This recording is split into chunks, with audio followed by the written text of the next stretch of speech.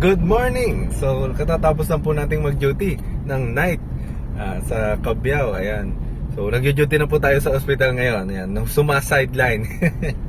Bali nga pala, kahapon po, natapos po yung pagpapaturo natin ng Muay na culture sa BFAR. Ayan, maraming salamat po kila Ma'am Beth, kila Ma'am Laida. Ayan po, na tumutulong po sa atin at sumusuporta para maging successful po ating hito farming.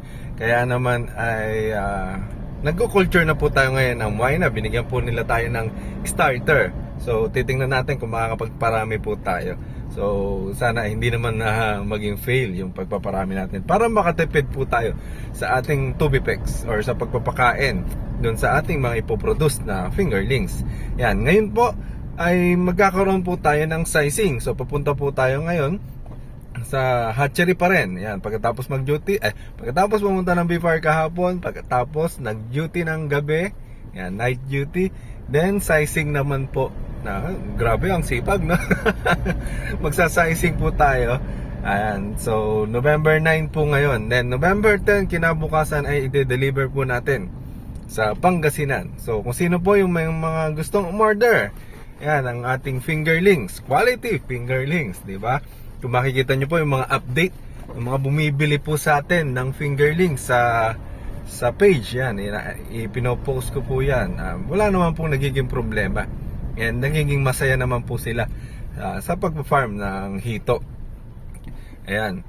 Then, kapag ka po gusto nyo mag-order, i-schedule po natin yan. Lalo na po ngayon, magkakaroon po tayo ng ng breeding po uli, and itatry na po namin na mag-hatch ng marami. Yan, tama po. Magtatry na po kami ng 20 pairs ng hito breeders.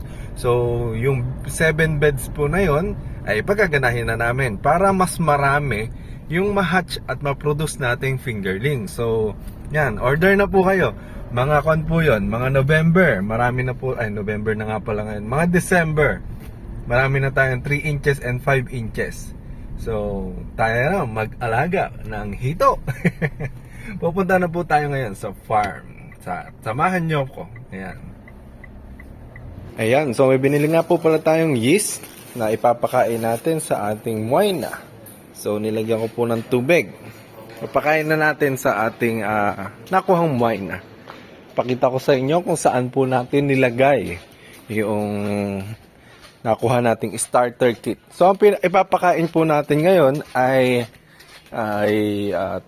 hindi naman tubig, yeast. So, dito po natin nilagay yung ating Muay na. Nakakuha tayo ng isang container na, hindi pala to container, isang styrofoam. Yan, tingnan nyo po. Yan. So kung makikita nyo, hindi yata. Nandun sila sa gilid. Yung kulay pula.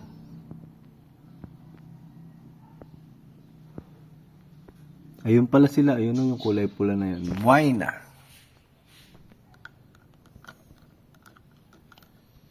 Papakain natin itong yeast.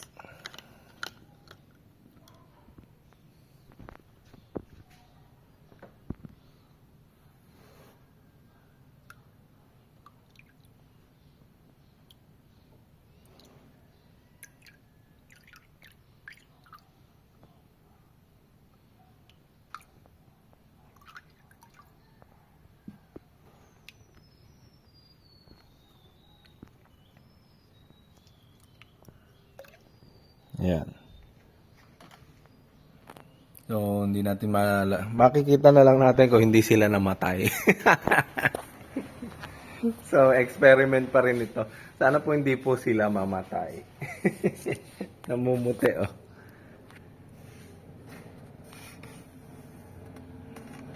Tingnan niya natin kung may flash.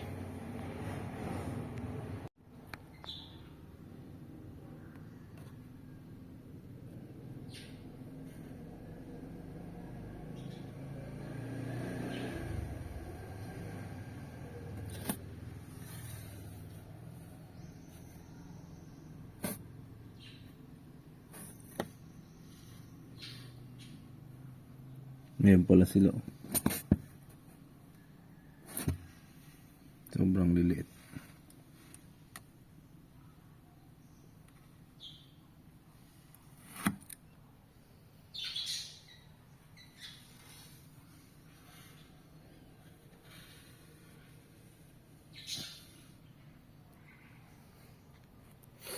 So, tatakpan na natin. Yan, ganyan lang naman po yung setup ng wine na natin. Deep well, sabi nga ni Sir Eric, tsaka isang container na hindi naman po naaarawan. So, ito, tama-tama. Tapos, hindi papasukin ng lamok. Siguro naman, hindi naman sila papasukin dito. Yan lang kasi available nating net. So, tuloy-tuloy lang tayo. Mamaya pupunta na. Ngayon nga pala, kukuha tayo ng breeder na gagamitin sa ating breeding. So, makikita natin kung ilan yung kukunin namin. So, kailangan namin ng 20 lalaki at 20 babae. Punta tayo dun sa ating concrete pond. Ayan. So, nandito po tayo sa ating circular pond. So, kukuha po tayo ng kukuha na natin ng pituitary gland. So, ngayon, ito po yung ating may mga 5 inches po na nilagay dyan. So, ito yung mga nag 7 inches na. Tapos, ito yung mga breeders natin. Tingnan mo. May susupa. Ayan o. Ayan o, lalaki nila. So, dito po sa tatlong circular pond, mga breeders na po yan na mga 1 year na po. So, patandaan po natin, pagka-breeder, ang kailangan 1 year dapat. Kasi kapag hindi po 1 year, doon na nga nagkakaroon ng low quality na fingerlings na mamatay po kaagad and hindi po at madali sila nagkakasakit. So, kailangan matured yung mga fingerlings natin. Based doon sa pag-aralan natin sa BFAR, syempre. So, puntahan natin yung mga breeder na kinukuha namin para i-breed. Ay, makasama ka na sa video, kuya. So, ganito kukunin natin. Yan, nakakadalawa na po tayo.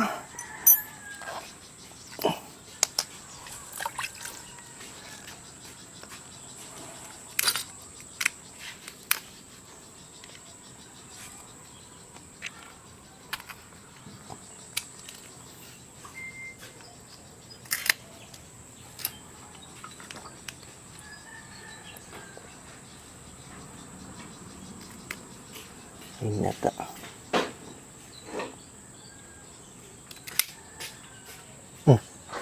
Alin dyan? Ayun. Maliit.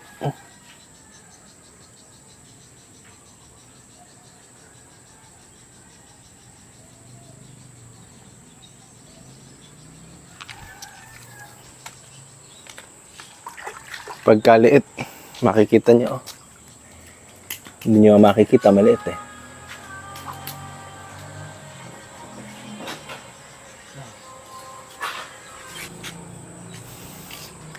So, ito na po yung mga nakuha natin. Dami itlog, oh. Mga pang breeder na. Then, ito na yung mga pituitary gland. Gagamitin natin yan sa pagbibreeding. Ayan. Kulang pa tayo ng dalawa. So, kuha pa tayong dalawa. Yan nga si kuya.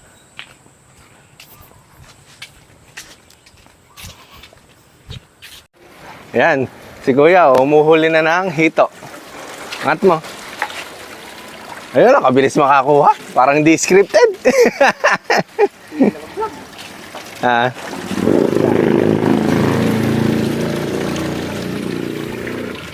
May nalaglag pa. Ayan, malaki oh. Sige. Ilan pa ba? Dalawa na ka.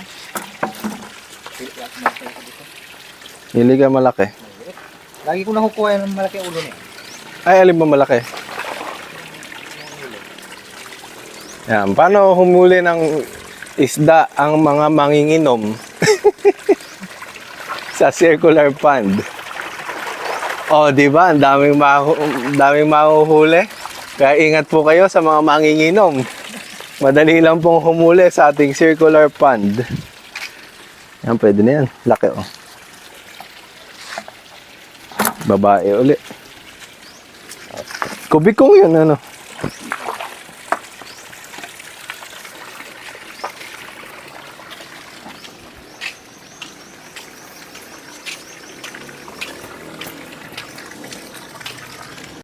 Ayan, kukuha po tayo ng pituitary gland. Dami ng itlog, oh. Pang ulam. Ay. Buhay pa. Malay.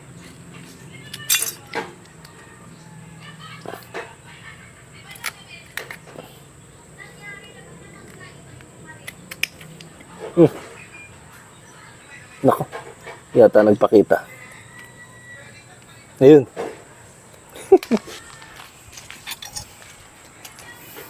Ito.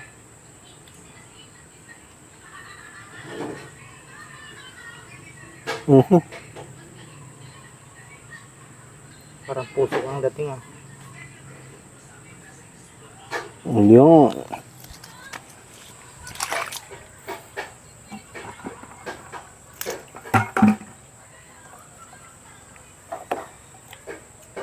Ayaw humiwalay. Kailangan yata dalawang kamay.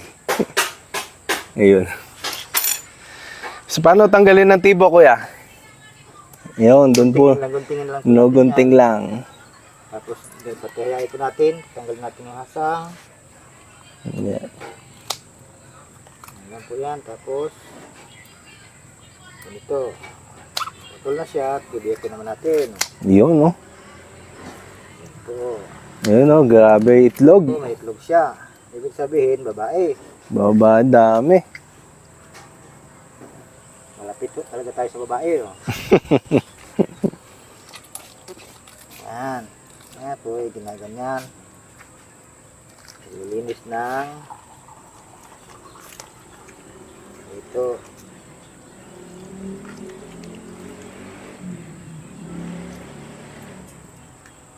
Ito, malinis na siya. Tanggalin naman natin po yung kanyang sentido común.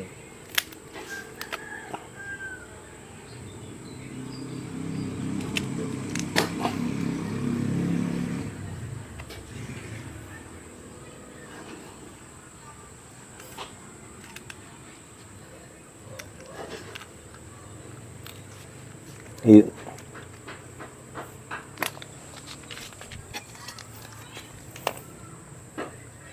Ito ang kukunin natin. Pitwita, regla. Ito tapos na. Piluhin mo na, kuya. Atin pong titimbangin. Lugi ko. Nalugi po kami dahil hindi po ito natanggal na sa 1 kilo. Natanggalan na. Nalugi po kami na 1 kilo.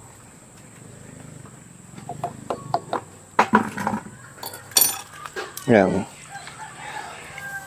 Bilangin mo, kuya, ilan? Init. 2 4. Ganda ng background ni kuya. Doon sa likod yung grapes.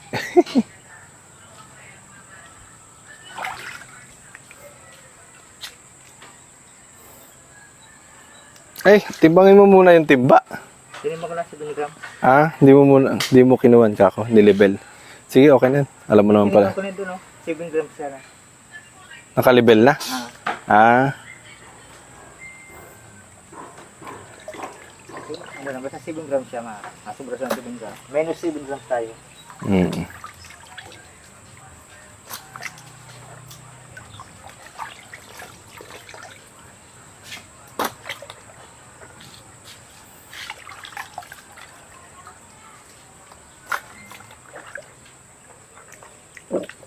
Kung bumili ng hito, yung talaga dito sa aming istasyon. Ayan, lagay mo na pati yung itlog. Titimbangin. Sama na yun.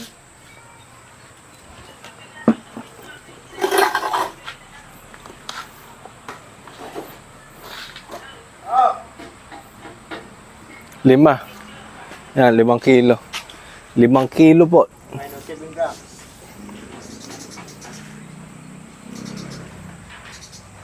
Ito, pagpakain na ito. Mm. Pa natin yung para sa timbang. Hindi na. Okay na. Yan. Dito naman, kukuha tayo ng mga breeders. Ayan o, nagkakagulo sila. Dami. Ito yung mga nabili natin breeder na malalaki. Yan o. Tapos, ito naman yung mga inaalagaan natin dito. Mga 1-year-old na rin po sila. Yan, dito ko muna. Mga babae. Ilang pong ba? 20.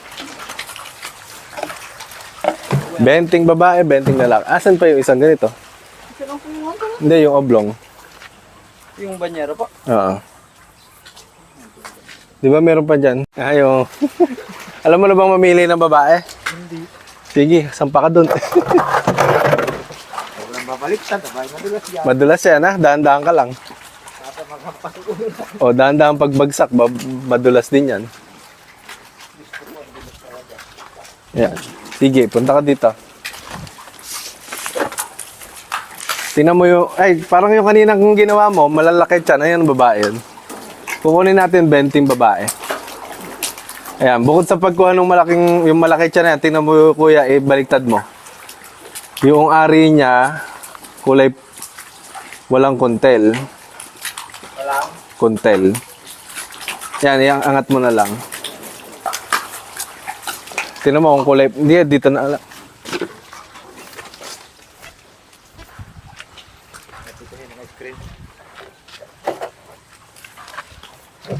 Ayan.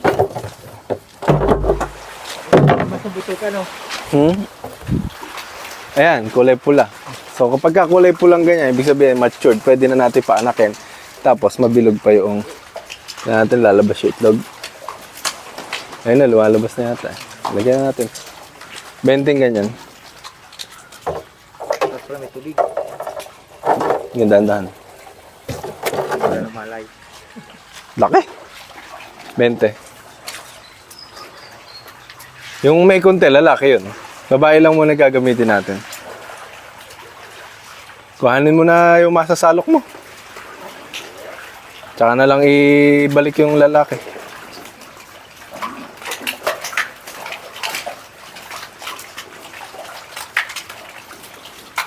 Tingnan mo yung malalaki tiyan.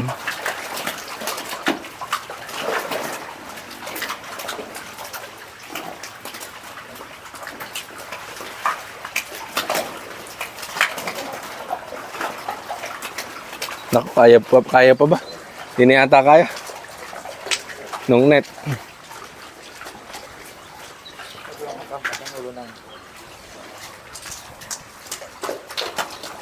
Wow! Sana all! O, paano ngayon? Ayan mo kayong lubid, yung fit. Eh, hindi naman babae lahat yan. Ah! Da, babae to. Dahil. Ay, lalaki pala to. Ito, babae to.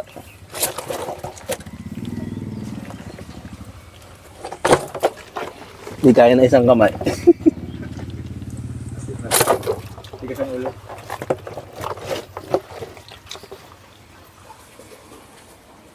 Ito, lalaki din. Yung malaki niya. Siguro, Ito, babae na to. Kaya siguro wag na tayo tingin niya. Buntis eh. Ito din. Ay, hindi kaya na isang kamay.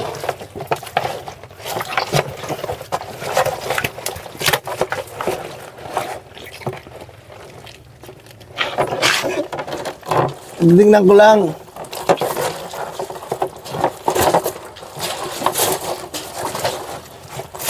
Silip lang.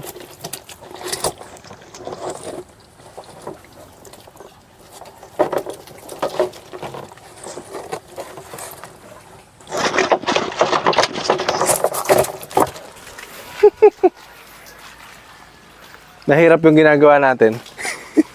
Nagbibideo ng nanghuli. So, eto na si Dansoy, naghahanap ng lalaking hito. Ayan, may nahuli na po siya. Nakakaapat na siya. Ano, may net po tayo. Si Kuya Arnel naman, ito mga babae naman ang hinahanap nito. Machiks. Ilan na yan? Picture mo naman na, chicks. Oh, yan, machiks o, kulay pula.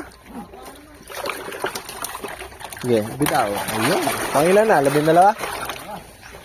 8 na lang. Haba. Yeah, huli ka na lang ng huli, tapos dito na lang piliin.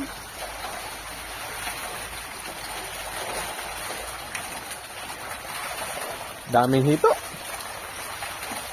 Breeder quality na po yan. Kasi sino pag may gustong bumili, hindi po kami nagbebenta pa. Hindi naman pala nagbebenta eh. Ano?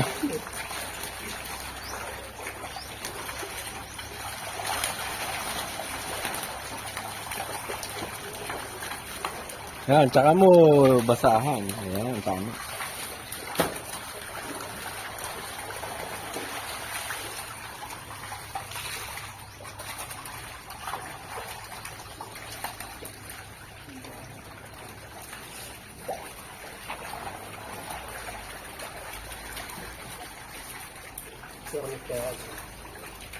Permis na babae. Yung sa babae.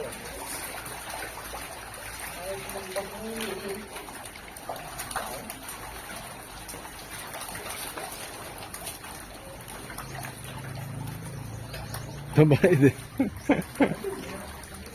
Ikaw. Yan, lalaki yan. Parang nakita kong lalaki na siya. Ada. Alam ko yun. Yan, lalaki nga.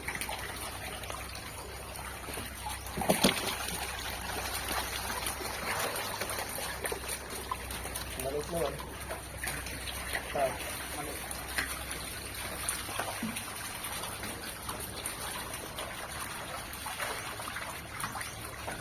Kinakamay lang nung nakita ko dong nanguhuli ng breeder. Tapos inilalagay dyan sa net.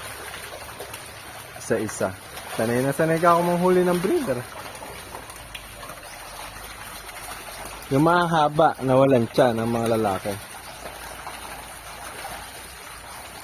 Kailan ka na, kuya? Ay, niisa-isa mo na.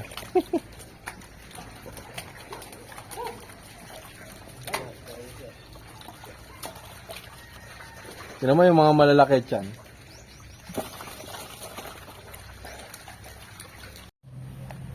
Ayan, so tapos na po nilang kuhanin yung mga breeders natin, na lalaki at babae. Punta na po tayo ngayon sa bukid. Ayan. So nagsasizing na sila Tito Mel doon.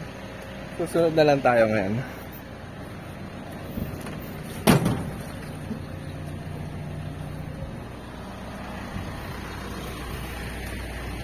Ayan, maalis na tayo papunta sa bukid.